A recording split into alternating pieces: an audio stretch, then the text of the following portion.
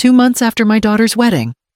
The photographer called me and said, "Ma'am, I found something. You need to come to my studio, and please, do not tell your daughter yet." His voice carried a kind of weight that did not belong in a normal afternoon.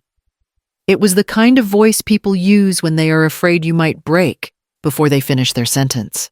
This story is an original creation by the Heridas Familia 1 writing team, inspired by the hidden corners of family life and told with the purpose of fostering emotional connection and spreading understanding. My name is Marlene Avery. I am 64. I was standing in my kitchen when he said those words, one hand resting on the back of the chair where my husband once sat.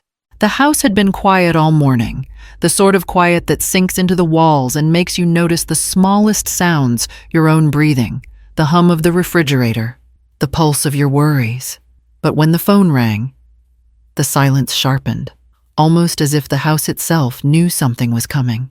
I pressed the phone closer to my ear, found something about what Colin, the photographer, exhaled as though he had been holding the breath for hours.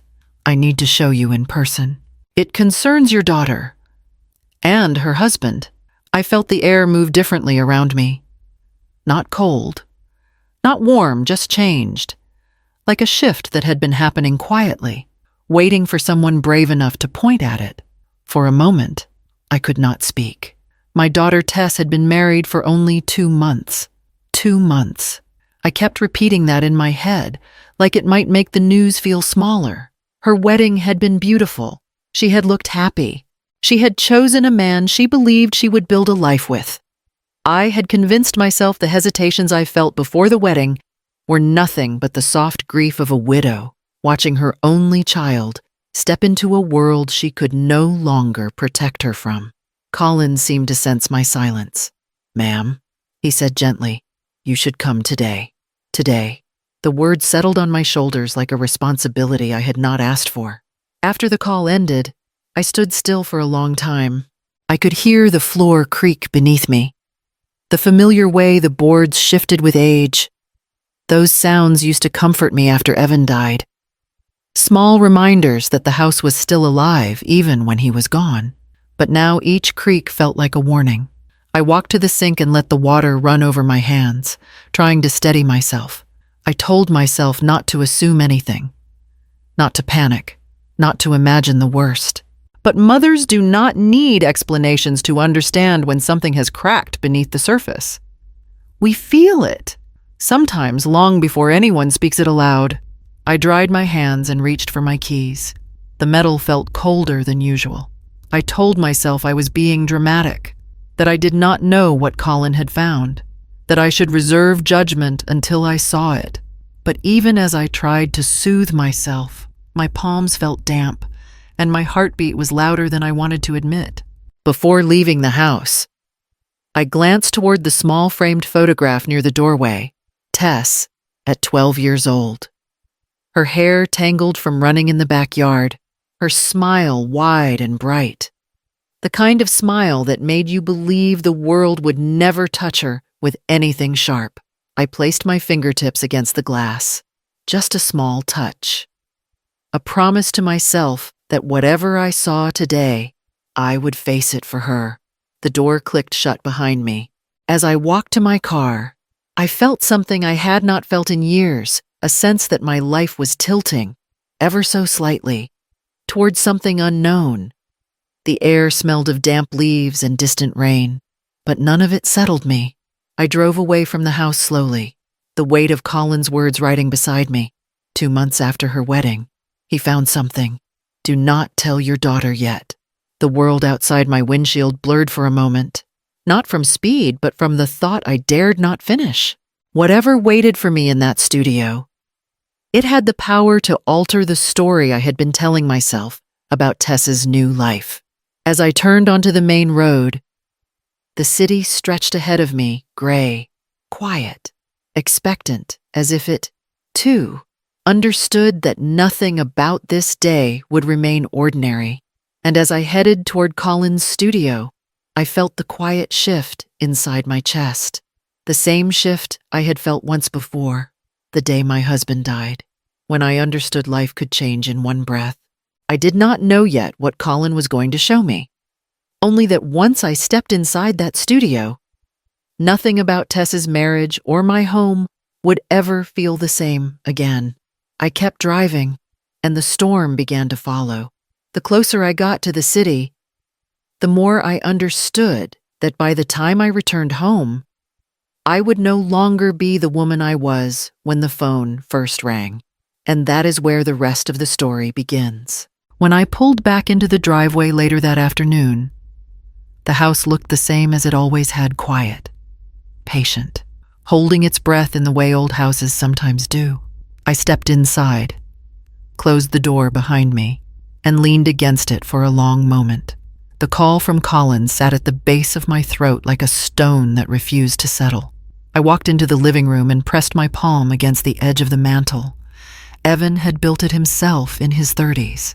He sanded it late at night while Tess slept in her crib, moving carefully so the noise would not wake her. "This house will always be hers," he used to say. "A place she can come home to no matter what the world does to her." That promise had lived in these walls for over 30 years. Sometime around evening, the front gate scraped open. Tess stepped inside without knocking, just like she always had. "Mom, I was nearby. Thought I'd check on you." Her smile was thinner than it used to be, but she tried. I could see the effort in her eyes before she even reached me. "You look tired," I said. "I'm fine." She glanced around, as if searching for something familiar to anchor herself to. "Brandon and I had a long week. He's been stressed." There was a pause she hadn't meant to leave open, a silence that almost asked me to fill it. Instead, I gestured toward the table. "Sit with me for a minute. I'll make tea." She sat, folding her hands tightly in her lap. "I shouldn't stay long. Brandon doesn't like when I'm out too late. He worries." The way she said worries sounded practiced, like she had used that explanation too many times. I set the tea down in front of her. "How is the apartment treating you both?" She shrugged. "Small. He says we should start thinking about more space. Something better located, somewhere he can work from home." Her eyes drifted toward the kitchen window, toward the backyard where she used to play.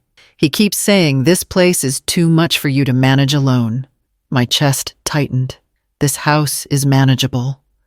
"I have been here a long time, I know, Mom, but he thinks, well," she picked at the corner of her sleeve, "he thinks it's not safe for you to live here without someone younger making decisions with you. Financial ones." I sat down slowly. That is a strange thing for him to think. Tess flinched at the tone of my voice. "He just wants to help. He worries you could get taken advantage of. I have been managing my life for 64 years, I said quietly.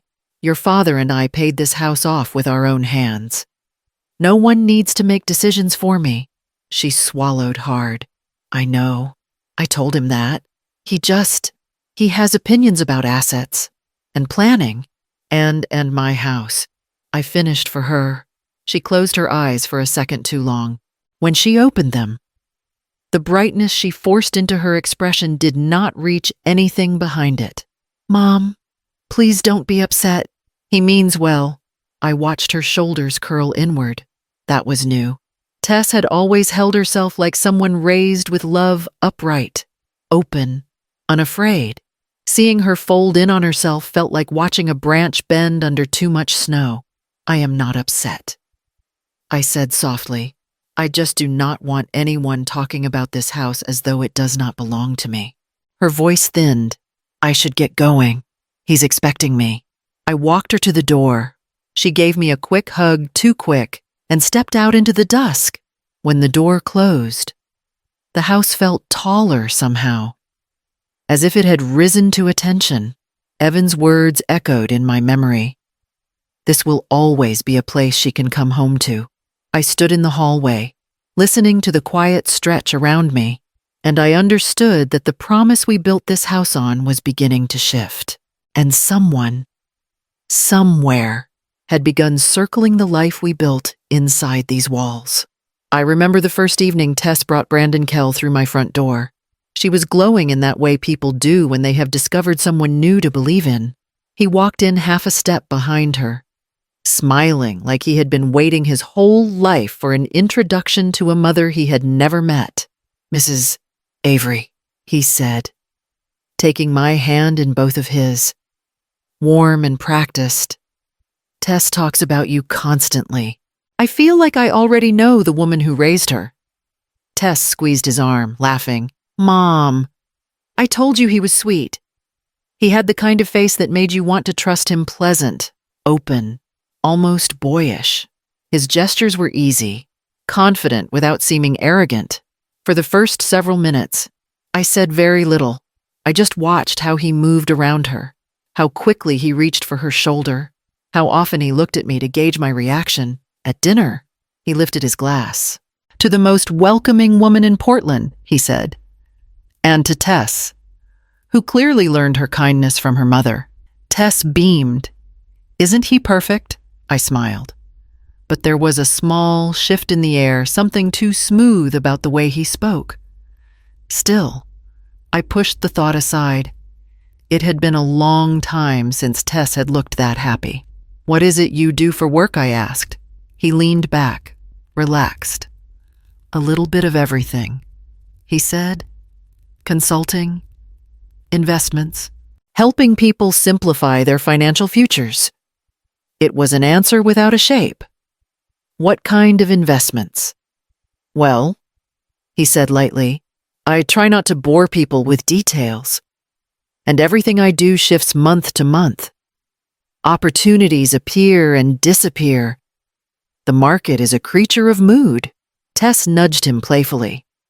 Translation: he is mysterious on purpose. He grinned. "Some parts of life should stay interesting." She looked at him like he was a puzzle she didn't mind never solving. I studied him again, nothing obvious, nothing alarming. Just a faint sense that he had rehearsed that line. When dinner ended, they helped me clear the table. Brandon stopped in the middle of the kitchen, looking around slowly, his eyes lingering on the built-in shelves Evan made, the old hardwood floors we had refinished ourselves. "This house is incredible," he said. "So much character. And a lot of value, too. Older people in cities like Portland hold a ton of debt equity without even realizing it." I turned from the sink. "Debt equity, it is just an expression," he said quickly, waving it off. "I mean, homes like yours, well, they are worth a fortune now. People your age could cash out and live comfortably for years. Most just do not think about it." Tess laughed. "He is obsessed with real estate lately." "I am not obsessed," he replied, smiling at me. "I just think it is smart to recognize opportunity, especially when a property has been in the family for decades. That is rare." His tone was casual, but something in it pressed against me, not enough to cause alarm, just enough to settle uneasily in my memory. When they left that night, Tess hugged me tightly. "Isn't he wonderful?" she whispered. I told her he seemed kind, and he did. But after the door closed, I stood for a moment in the quiet entryway, replaying his words about older people and equity, about value sitting unnoticed in the walls around me. It had felt like a compliment. Almost. Except for the small, careful part of me that wondered why he had looked at my home longer than he had looked at me. The day of the wedding felt almost borrowed from another life. Tess looked impossibly young in her dress, cheeks flushed with excitement, eyes bright in the way they used to be when she was a child opening birthday gifts. I stood beside her in the dressing room, trying to steady my breathing. "You look beautiful," I said. She turned to me, suddenly vulnerable. "Do you think I'm ready?" "Mom, you have been ready for years." Her smile trembled, then steadied. Someone knocked at the door, calling her for the ceremony. She squeezed my hand. "Let's do this." The ceremony took place under strings of warm lights. Guests whispered to one another as the music began. the kind of soft murmur that always fills weddings, the merging of families, the trembling hope, the private fears no one says aloud. I watched Tess walk down the aisle toward Brandon, her steps slow and certain. Brandon's face lit up when he saw her. He looked like a man who had won something precious. He reached for her hands as if claiming something he had been waiting to own. The officiant began the vows. Tess's voice quivered at the edges. "I choose you," she said, "for this life and whatever comes." Brandon lifted her fingers to his lips, playing the part of a devoted groom almost too perfectly. "And I choose you," he replied. "With everything I am." Guests dabbed their eyes. I tried to let myself be carried by the softness of the moment. For a while, I succeeded. After the ceremony, as servers carried trays of sparkling wine between the guests, I saw Brandon step away from the crowd. He moved quickly, almost too quickly for someone newly married.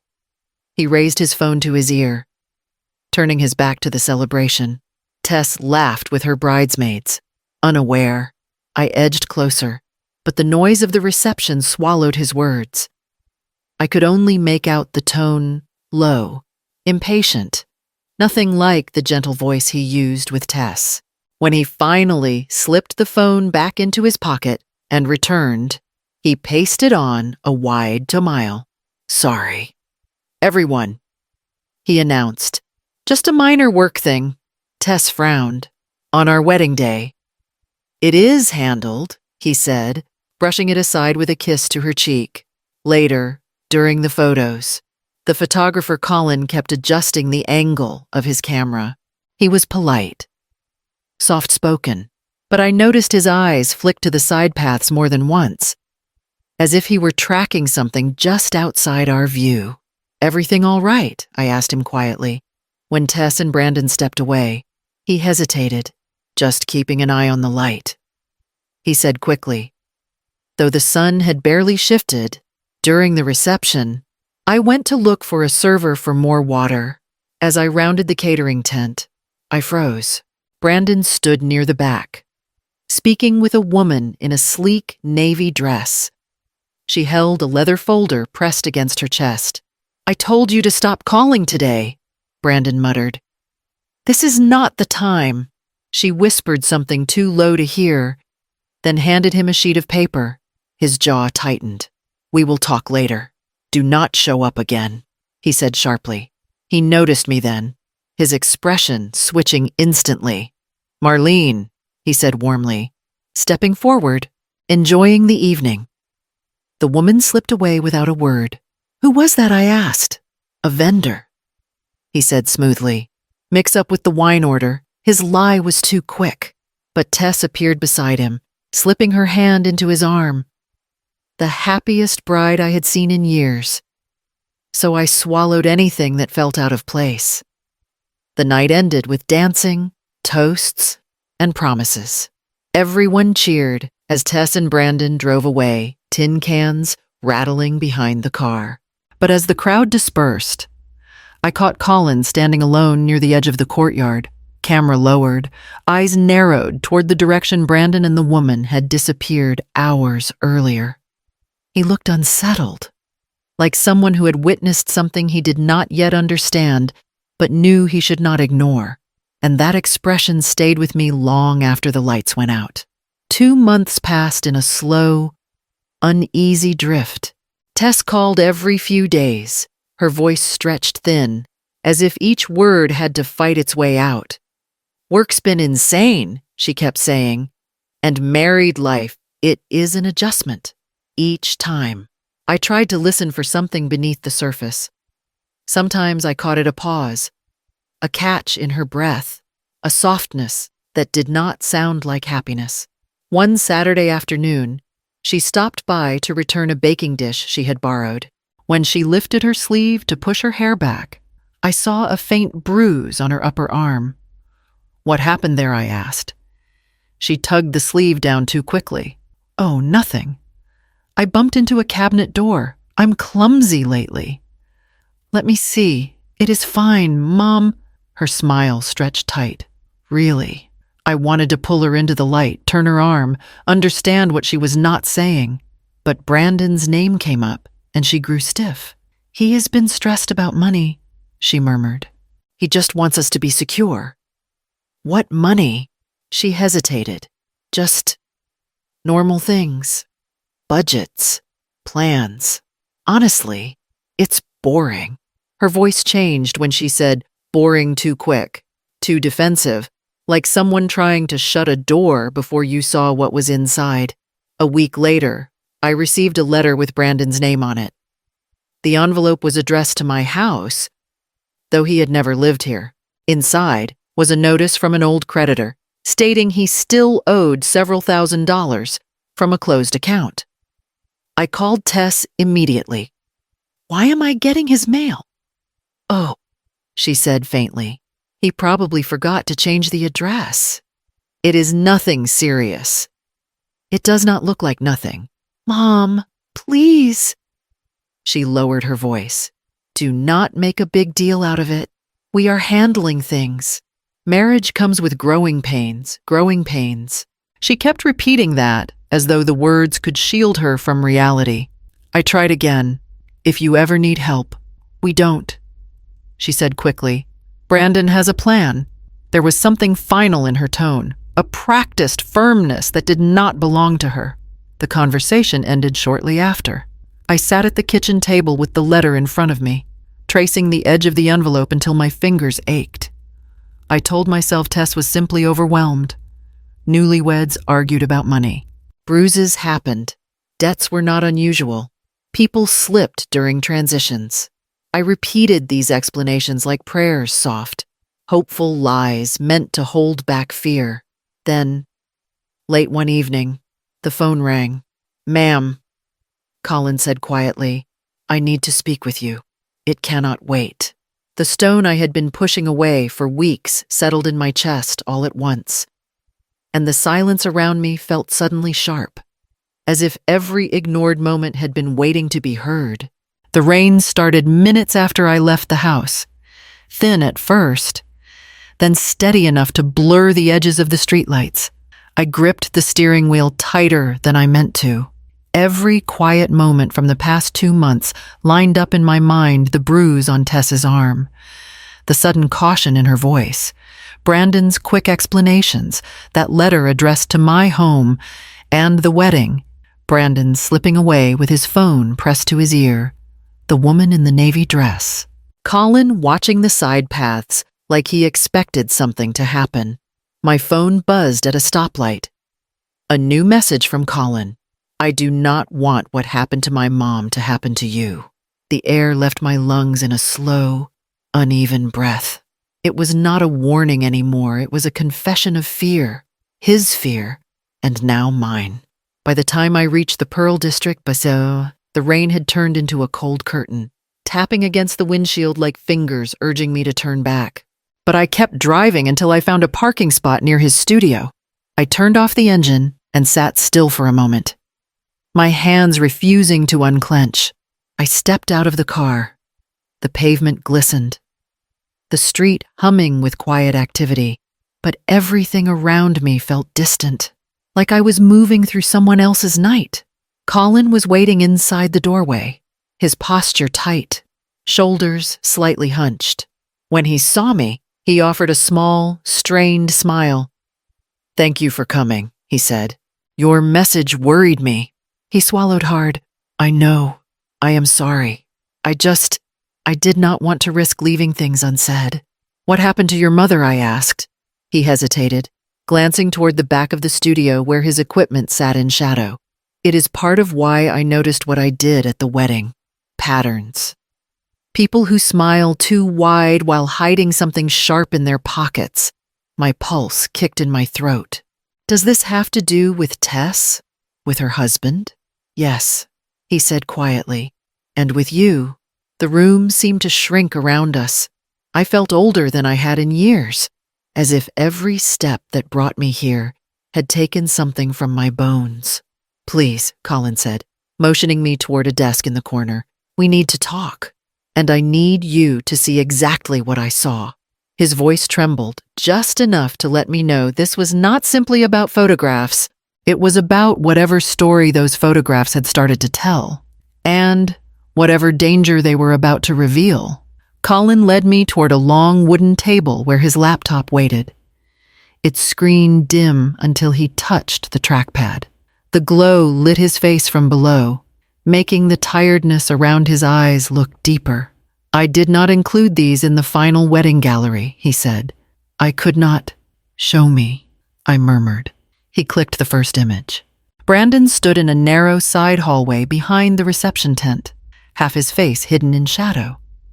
His hand was extended toward the woman in the navy dress, offering her a thick envelope. She reached for it quickly, her eyes lifted toward him.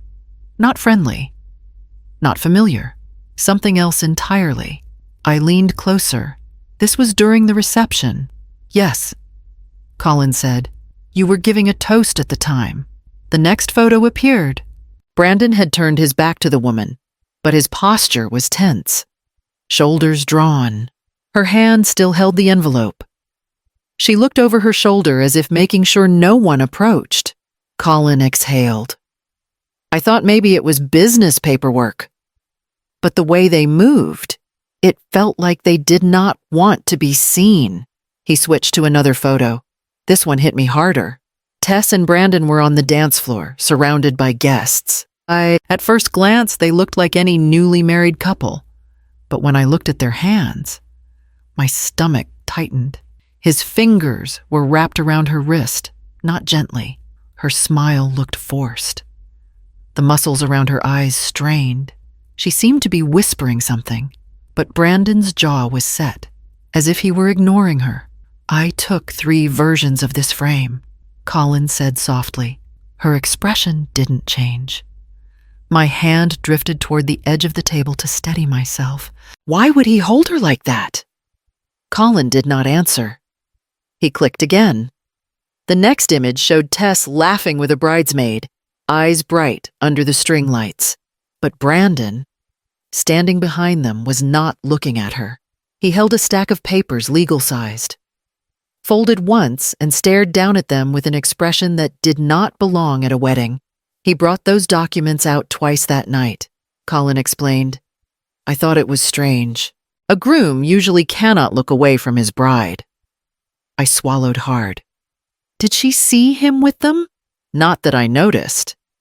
He always stepped away before she turned. He clicked to the last photo. Brandon again in the hallway, this time alone. His hand pressed against the wall, his eyes closed tightly, like someone fighting frustration or panic.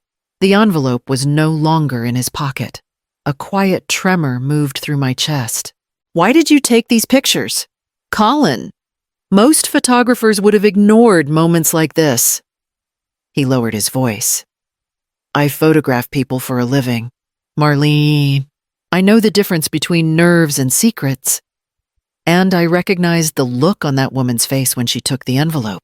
It was the same look my mom had when she realized she had trusted the wrong person. I stared at the collection of images, none of them criminal, none of them loud, but together they formed a pattern I could not unsee. Colin closed the laptop gently. There is more, he said, and it is worse than photographs. The room felt smaller, the air heavier. Whatever I thought I knew about my daughter's marriage was slipping out from under me. Frame by frame, breath by breath. And these were only the moments caught by the camera. Colin took a slow breath, as if deciding how much truth to release at once. Then he opened a folder on his laptop labeled only with the date of the wedding. This one, you need to hear it, he said quietly. He angled the screen toward me and clicked play. The video opened on a static view of the side exit near the catering tent. Fairy lights glowed in the background. Guests laughed somewhere off screen, but no one was in the frame. I left one of my cameras recording by accident, Colin explained. Or maybe not by accident.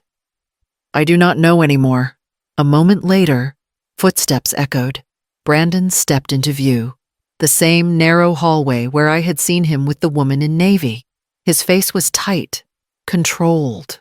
nothing like the charming groom he displayed for the crowd. The woman appeared behind him, holding her leather folder. "Did you get her to agree yet?" she asked. "Not yet," Brandon muttered. Tess keeps saying her mom is careful with paperwork, but once her mom signs, everything moves fast. My breath hitched. "Signs what?" "What paperwork?" The woman lowered her voice. "You need to push harder. We cannot risk delays. That house is the key. Without it, the numbers do not work." Brandon cursed under his breath. I know. I just need Tess to lean on her. She will do it. She trusts me completely." My hand went cold around the arm of my chair. That house, my house. The one Evan and I spent more than 30 years paying off piece by piece. The one meant to be Tess's safety net, not a lever for someone else's scheme. The woman continued. "You have to get it done before the banks flag you again. We cannot go through another freeze. Last time nearly ruined everything." Brandon's face hardened. "Do not start. I said I would handle it. Your promises do not pay debts." She shot back. He stepped closer to her, lowering his voice to a tone that made something flicker cold inside me. "Just stay out of sight. I do not need my mother-in-law asking questions." Mother-in-law. It wasn't said with affection. It was said like an obstacle, a tool, a target. Tess's laugh drifted faintly from somewhere outside the camera's view. Brandon straightened and plastered on a smile that looked almost painful. "Let's finish this after the toast," he told the woman. "Do not come near the main tent again." She already saw us talking once. Then he walked out of frame, adjusting his tie as if nothing had happened. The woman stayed for a moment longer. Her shoulders sagged, and she pressed her fingers into her temples. "You better not screw this up," she whispered to herself. Then she disappeared down the hallway. The video ended. I could hear my pulse in my ears. Everything inside me felt suspended like a breath held too long. Colin closed the laptop gently. "I found this 3 days after the wedding," he said. "I did not want to show you until I had checked what I could, checked what my voice came out thin. Public records, debt filings, prior partnerships." He rubbed a hand over his face. "Brandon has been involved in schemes before. Not enough for criminal charges to stick, but enough to ruin people financially. Especially older homeowners, like me." I pressed my hand to my mouth. "He married her to get to the house." Colin didn't soften it. "Yes." I stared at the blank laptop screen. It reflected nothing but the faint outline of my face, older, tired, but suddenly sharpened by the truth settling inside me. Tess had married a man who wanted to dismantle the life Evan and I had built. And she had done it with her whole heart, not knowing she had walked straight into a trap that carried my name on it. I sat back, the weight of it sinking deeper, heavier. Everything I feared, every small hesitation I brushed aside had not been paranoia. It had been a warning, and I had ignored it. Colin stayed quiet for a long moment after the video ended. He looked older than he had when I walked into the studio, as if carrying the weight of what he knew had carved something sharper into him. "I should have called you sooner," he said finally, "but I needed to be sure. Sure of what my voice barely held itself together, that this wasn't me overreacting." He said, "that I wasn't projecting my mother's story onto yours." He sat across from me, elbows on his knees, hands clasped tight. My mom trusted someone who talked the way Brandon talks, helpful, charming, always wanting to manage things for her. She lost everything, and by the time I figured it out, it was too late. I felt something inside me tighten, a small, painful twist at the root of my ribs. I kept telling myself, he continued, maybe this time it was nothing. Maybe he was just a groom having a stressful day. But the envelope, the woman, the papers, those were patterns I recognized. "What did you do after the wedding?" I asked. "I checked public records." He reached for a small folder and set it in front of me. unpaid debts, failed partnerships. He walked away from at least 3 financial ventures, each one tied to someone older who trusted him. He always stayed just inside the law, just careful enough not to get charged. I opened the folder, black and white copies of filings, notices, complaints. Brandon's name appeared again and again. Colin spoke more carefully now. I needed to confirm these before I came to you. I did not want to scare you without proof. You think he is planning something with my house? I said, not planning, Colin corrected. Already working on it. He talked about moving fast. He talked about pressure. And Tess? She does not look safe. My throat tightened. She loves him. I know. He said, that is what makes people like him dangerous. They use trust the way other people use tools. I rested my hand on the folder. Why tell me now? Because the window is closing, he said. If he gets a signature from you, any signature, he can leverage your home before you even understand what happened. I have seen it before. His voice cracked just slightly. I could not let that happen again. Not to you. The words hung between us, heavy and unsettling. Somehow, the stranger sitting across from me had seen a danger I had refused to name, and the truth was no longer something I could step away from. I did not remember driving home. One moment I was sitting in Colin's dim studio with the folder in my hands, and the next, I was standing in my kitchen, the quiet pressing against me like a second skin. I turned on the small lamp by the sink. Its light fell on the table on the chair Evan used to sit in every evening. I pulled it out and sat down slowly, placing my hands flat on the wood. The surface was worn smooth after decades of dinners, conversations, arguments, reconciliations. Evan's laughter lived in the grain. I whispered into the empty room, "You would know what to do." I reached for the drawer beside me and pulled out the bundle of notes Evan used to write. Small things, reminders, jokes, instructions for fixing things, each one tucked away over the years. At the bottom was the one I had been avoiding since Tess's wedding. No matter what, we look out for her. Even when she thinks she doesn't need us. I read the line until the words blurred. My feet would not stay still. I walked the length of the kitchen, back and forth, again and again, as if movement might keep the truth from catching up with me. Every image from the past 2 months flashed in fragments: Tess's exhausted voice, her hesitant laughter, the bruise she brushed off, the letter with Brandon's debt, the way she shrank when his name came up. And now the video. That house is the key. Once her mom signs, everything moves fast. I pressed my palm to my forehead, trying to keep the panic contained. How did I not see it? I murmured. But the question did not matter anymore. The truth was already here, unfolding whether I accepted it or not. Around midnight, I made tea and let it sit untouched. I opened every drawer, every cupboard, searching for something I had lost years before the certainty that I could keep my daughter safe. I found none. Hours passed. The house creaked as it settled. The refrigerator hummed. Rain tapped lightly on the window. The world outside slept while I stayed suspended in the same moment, unable to breathe past it. At 3 a.m, I sat down at the table again.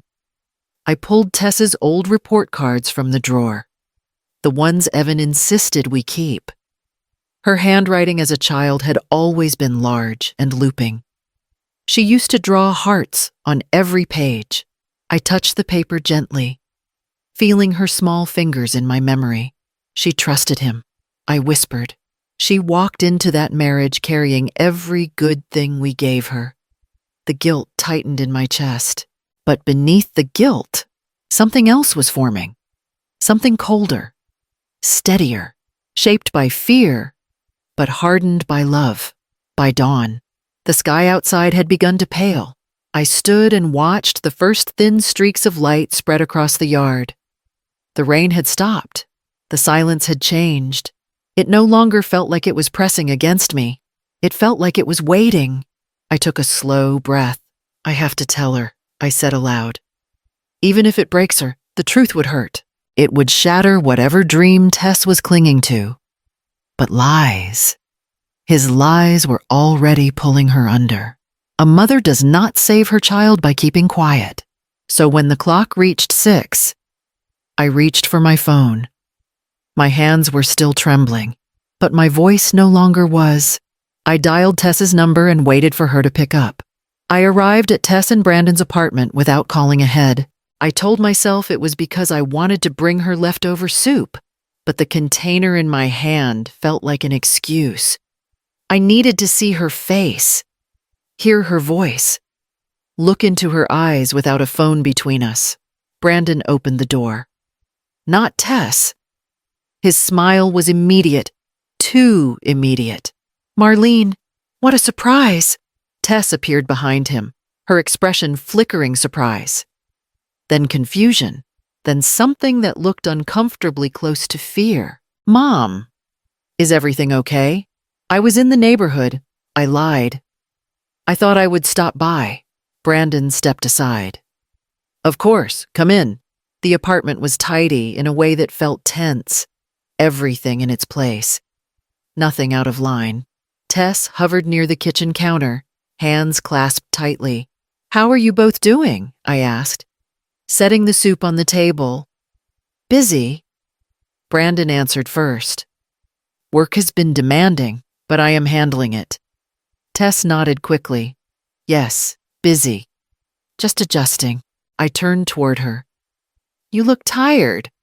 She laughed too loudly. "I am fine. Really." The laugh didn't reach her eyes. Brandon placed a hand on her shoulder, fingers squeezing just a fraction too long. I saw her flinch, small, but unmistakable. She immediately masked it with a smile. I forced myself to stay calm. "Tess, darling, I wanted to ask about your bank account.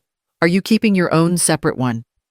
"Like we talked about years ago," Brandon answered again. "Joint finances make things simpler. Marriage is about unity." "I asked Tess," I said softly. His jaw tightened. Not enough to be obvious, just enough for me to feel the shift. Tess stepped forward. "We have everything under control." "Mom?" Brandon is helping me organize things better. He understands financial stuff more than I do. I watched her face as she spoke.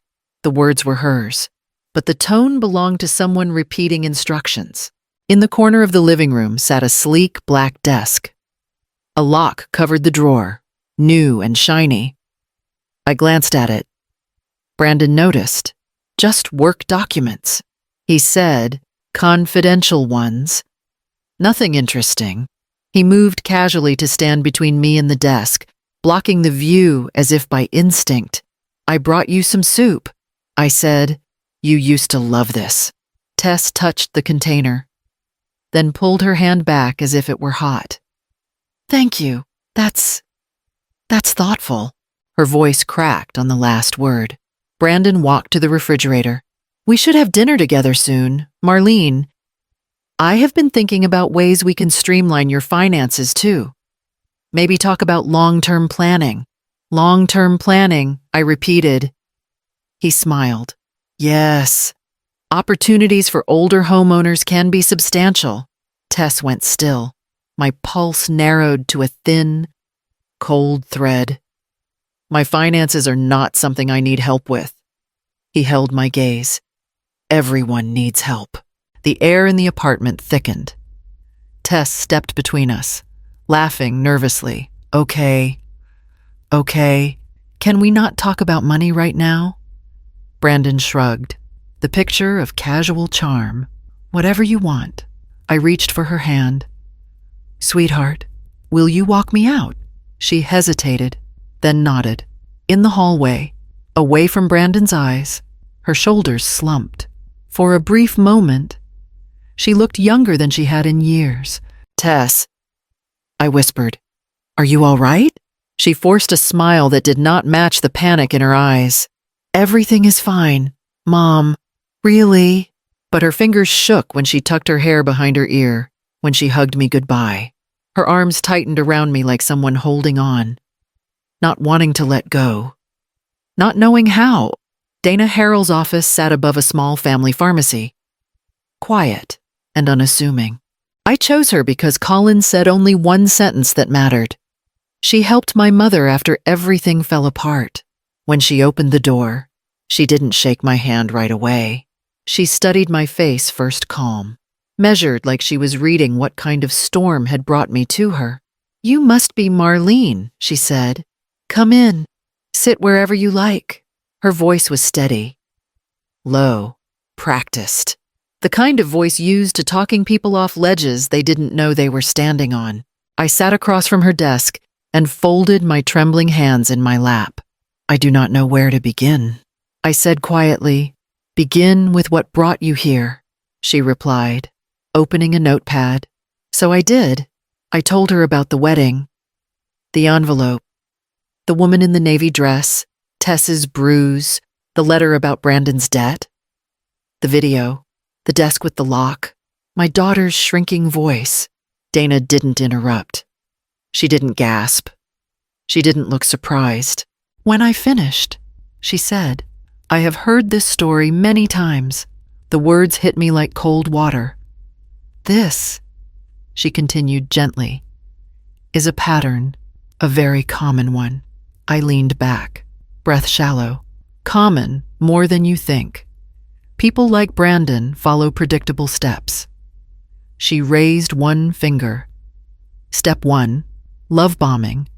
They make the daughter feel chosen, special, adored. She raised another. Step 2, accelerate commitment. Quick engagement, rushed wedding. Minimize time for anyone to see the cracks. Step 3, isolate. Not always physically, emotionally. They become the filter who she talks to, what she believes, what she fears. And step 4, she tapped her desk lightly. They target the older generation's assets, especially paid-off houses, especially women living alone. My stomach twisted. So he is not just after Tess. He is after anything that gives Tess independence, Dana said, which includes your home. He wants leverage. I stared at the wall behind her, unable to swallow the rising nausea. Evan's note flashed in my mind. We look out for her. But I had almost lost the chance. Dana leaned forward. Marlene, listen to me. This is not your fault. Predators choose families who care about each other. They exploit the places where love lives. That does not make you weak. It means you raised a daughter worth manipulating. My eyes burned. Tess still loves him. She will defend him. I expect she will, Dana said without judgment. That is why we do this carefully. She pulled out a folder from her drawer. We need 3 things. Evidence, protection, timing. She slid a page toward me. First, evidence. Keep everything you have, photos, the video, the letter about his debt. Document conversations. Write down dates. I nodded numbly. Second, we legally secure your home. I will help you file a temporary restriction on property transfers. He will never see the paperwork. A tremor of relief moved through me. And third, Dana paused. We bring Tess into the truth at the right moment, when she has no room left to explain his behavior away. If you tell her too early, he will twist it. He will make you the enemy. I clenched my hands. I do not want her hurt. She is already hurt, Dana said softly. The question is whether we let it continue. Her words landed with the weight of certainty. What happens next, I whispered. What happens, she answered, is we take control back. Quietly, cleanly. Before he has a chance to tighten his grip, she met my eyes. And you do not do it alone. I am here. Colin is here. And soon, Tess will be too. She just does not know yet that she needs saving. My voice cracked. How many women go through this? Dana exhaled slowly. More than you would ever believe, Marlene. Courtrooms across this country have seen this play out again and again. Different names, same pattern. I sat very still. My story wasn't unique. And that, somehow, made the danger feel even more real. I chose a cafe on the far side of town, a place Tess and I used to visit when she was in college. It was quiet. Familiar neutral ground. I arrived early, hands wrapped around a cup of tea I barely tasted. When Tess walked in, she looked smaller somehow, her shoulders curved inward. Her smile something she put on rather than felt. "Mom," she said, slipping into the seat across from me. "What's going on? You sounded serious." "I needed to talk to you without Brandon," I said. Her jaw tightened. "You could have just said that. He is not controlling me." "I did not say he was—" "You implied it." Her voice sharpened. "You have never trusted him. Not from the start." I kept my tone steady. "I want to understand what is happening inside your marriage." "Nothing is happening," she said quickly. "He is stressed." "I am stressed." That is what newlywed life looks like. "Tess," she leaned back, arms crossing defensively. "You cannot keep assuming the worst about him. It is like you do not want me to be happy." My heart pulled tight. "I want you safe." "I am safe." I let her words hang there for a moment, the lie trembling in the air between us. Then I reached into my purse and pulled out my phone. "Tess," I said gently, "I need you to hear something." Her eyes narrowed.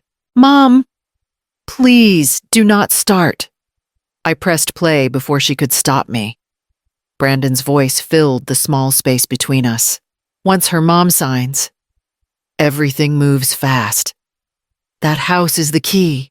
Tess's face went still, then drained of color. She grabbed the phone as if she had misunderstood, as if hearing it again would make the words different. Where did you get this?" she whispered. "It does not matter where," I said softly. "It matters what he said." Her throat bobbed as she swallowed. He was probably talking about something else. "Your name was not in that sentence," I said. "Mine was." She blinked fast, tears gathering but not falling. He has been overwhelmed. He panics when money comes up. He said we should all consolidate accounts to make things easier. He said if you transferred the deed into a trust he controls?" I asked. She winced. "He said it was just temporary." "And you believed him?" The tears finally broke, slipping down her cheeks.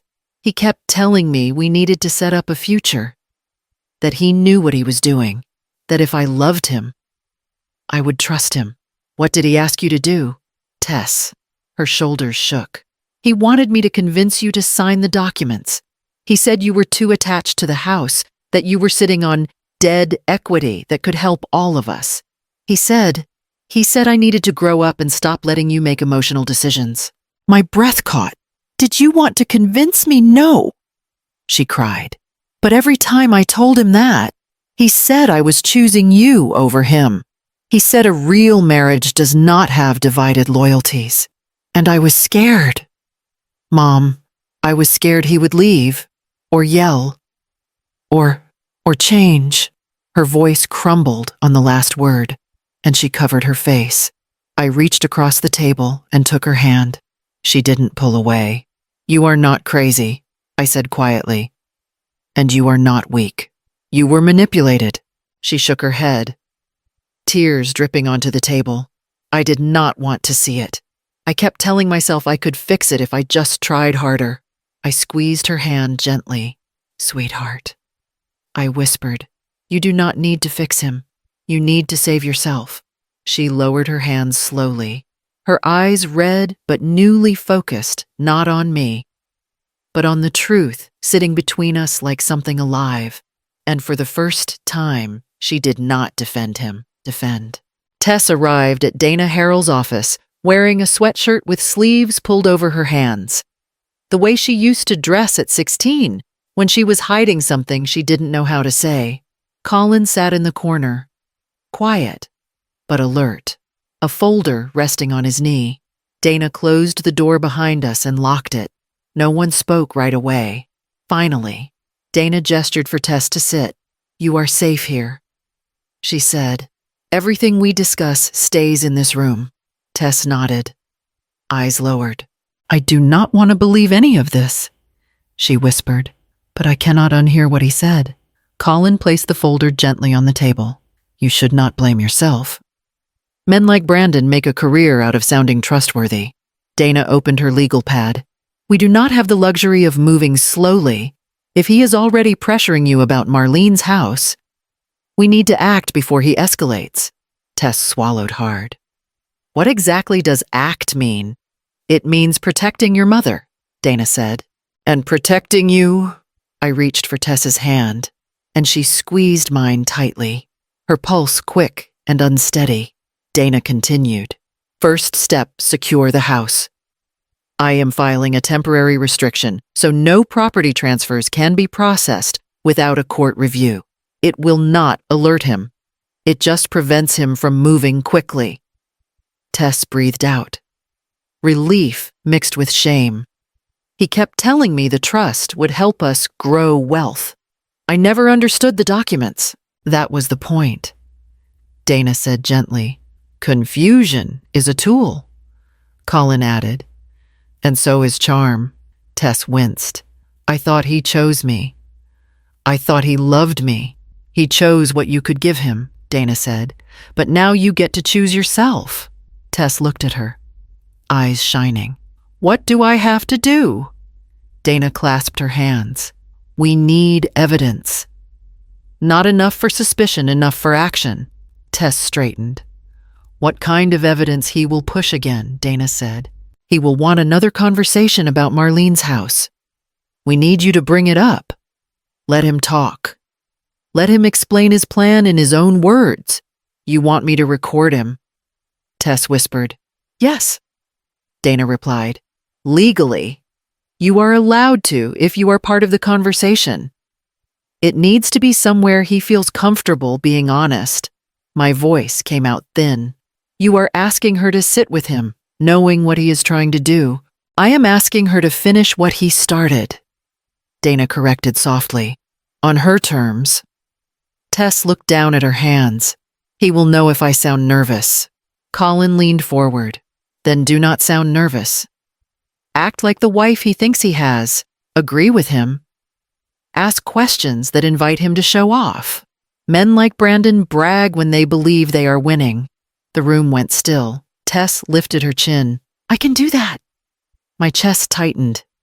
You do not have to if it feels unsafe. She turned to me, eyes clearer than I had seen in months. Mom, he married me because he thought I was weak. I want him to learn that he was wrong. Dana slid a piece of paper across the table. I will handle your mother's legal protections today. In the meantime, you schedule a meeting with him. Tell him you want to talk about the future. Tell him you think involving your mom could speed things up. Tess nodded slowly. He will take the bait. I closed my eyes for a moment, letting the truth settle like something heavy but necessary. This was the plan. A plan built in whispers, but forged from something louder survival. When I opened my eyes, Tess was watching me. Are you sure you can sit across from him after everything I asked softly? Her expression hardened, not cruel, but resolute. I can smile at him, she said. I have been doing it for months. She pulled her sleeve back slightly, revealing a faint mark on her arm. This time, she added, I will be smiling for a different reason. No one spoke after that. We all understood what she meant. Brandon arrived exactly at 5, smiling as if he were doing me a kindness instead of circling prey. He stepped inside before I invited him and placed 2 thick folders on the kitchen table. Marlene, I am glad we are doing this, he said warmly. Behind him, Tess slipped into the hallway, giving me a small nod before starting her recording. Brandon opened the first folder. These are planning tools, he said. Strategies to make your future more secure. My future is already secure, I replied. He leaned forward, hands clasped like a caring advisor. Exactly why we need to protect it. He pointed to a highlighted line. Primary residence remains vulnerable without structured ownership. Imagine you get sick, he continued. Tess would drown in decisions. Courts could take a portion of your home. A trust prevents chaos. I have a will. I said, a will does not avoid probate. He countered gently. A protective trust does. He slid a single page toward me. Family Security Trust Agreement. My name printed repeatedly. His appeared as managing trustee. This ensures Tess's future. He said, your home moves into the trust and becomes protected. Liquid. Useful. I met his gaze. Useful to whom? To you, he replied quickly. And to Tess. You care about her future, do you not? Yes, I said. More than anything. His tone softened. Then this is the right step.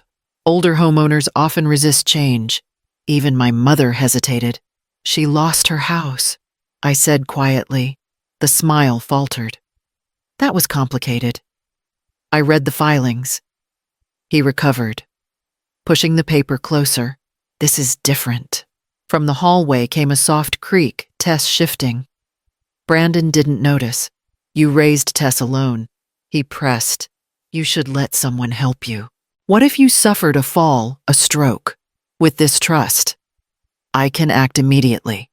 I can make sure Tess does not lose everything. He placed a pen beside the signature line. One signature. Marlene. That is all it takes. I stared at him. The charm had slipped. What remained was calculation.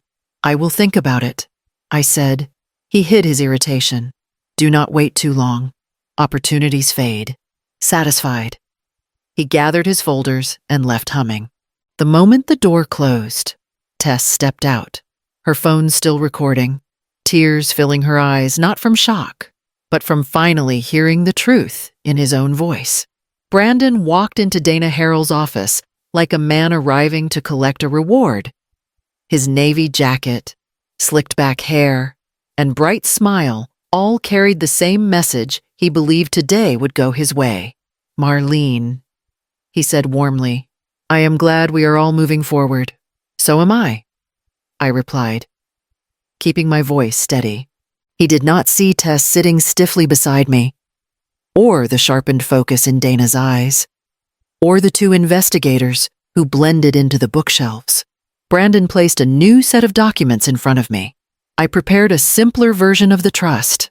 Just sign here, and everything becomes protected. Dana spoke before I could respond. Before Marlene signs anything, we need to review a few items. Brandon chuckled. Of course. Whatever she needs. Dana pressed a button on a small speaker. Brandon's own voice filled the room. Once her mom signs. Everything moves fast. That house is the key. His expression stiffened. A muscle jumped near his temple. The recording continued. We do it before the banks flag you again. Brandon whipped toward Tess. Where did this come from? This is out of context. Tess lifted her head. It is your voice. Brandon, context is not the problem. Dana opened a folder and slid several documents toward him. Debts. Dissolved partnerships. Complaints filed by older homeowners. This is the context. Brandon's hands trembled as he flipped through them. These were misunderstandings. Business failures. One of the investigators interrupted. Every misunderstanding left someone over 60 with nothing. His breathing grew shallow. And here, Dana said, opening another file, is footage from your wedding. She played clips him, passing the thick envelope to the woman, him gripping Tess too hard, him reviewing papers while guests waited. Turn that off, he snapped. You cannot use this. We already told you, the investigator said. We are not using it. The charges come from your documented schemes. Brandon lurched to his feet. Tess, tell them your mother is twisting things. Tell them I love you. Tess stood. Her voice was steady. You love control, and you wanted my mother's house. You never wanted me. His face reddened. You are making a mistake. Dana folded her hands. Brandon Kell, you are being taken into custody for fraud, attempted elder exploitation, And prior financial schemes. The investigators stepped forward. No, no, you cannot, he gasped. The handcuffs locked with a sharp metallic click. He glared at Tess. You will regret this. She didn't move. No, I will not. They let him out, his threats fading down the hall. When the door closed, Tess released a long, shaking breath and leaned into me in that quiet office. With evidence still scattered across the table, something heavy finally lifted. The fear that had lived with us for months loosened its grip and let go. Tess had been home for several weeks, moving slowly through each day as if learning how to breathe again. She slept in her old room, the one with fading posters and the creak in the floorboard near the dresser. Each night, I heard her door open, then close softly, small signs of someone rebuilding a sense of safety inside her own skin. One evening, just before the sky dimmed, she joined me on the porch. I sat in my usual chair, the one Evan used to tease me about claiming like a throne. Tess settled into the chair beside me, pulling a blanket around her shoulders. Mom, she said quietly, I still don't understand how you saw it all before I did. I did not see it, I said, not clearly. I just felt something shift. She rubbed her thumb against the edge of the blanket. He made me doubt myself. Doubt you. That's the part that scares me. I reached over, brushing her hand. The part that matters is that you came back to yourself. She exhaled, long and slow. Are you angry at me? No, I said, just grateful you are here. We sat with the quiet between us. Only it was no longer the aching kind that used to settle in after Evan died. This quiet felt earned, like the house itself had released a breath it had been holding for months. Tess leaned her head on my shoulder. Thank you for going to see Colin. Thank you for not waiting. I closed my eyes for a moment. That call, it changed everything. It saved me, she whispered. A soft wind moved across the porch, touching the lemon thyme I planted years ago. For the first time in a long while, it did not remind me of what I had lost, but of what I had managed to hold together. Life lesson. Sometimes protecting someone you love means stepping into the dark before they know there is a door. And sometimes survival comes from listening to your instincts, to the people who see what you cannot, and to the quiet voice inside that refuses to let fear make the final decision. I turned to Tess. We will be all right, I said. She nodded. We already are. And for the first time since that phone call, the porch felt like home again. Before you go, tell me if the photographer called you 2 months after your child's wedding and said, Ma'am, you need to see this first. Would you be brave enough to go alone, like comment or subscribe if you want more stories like this?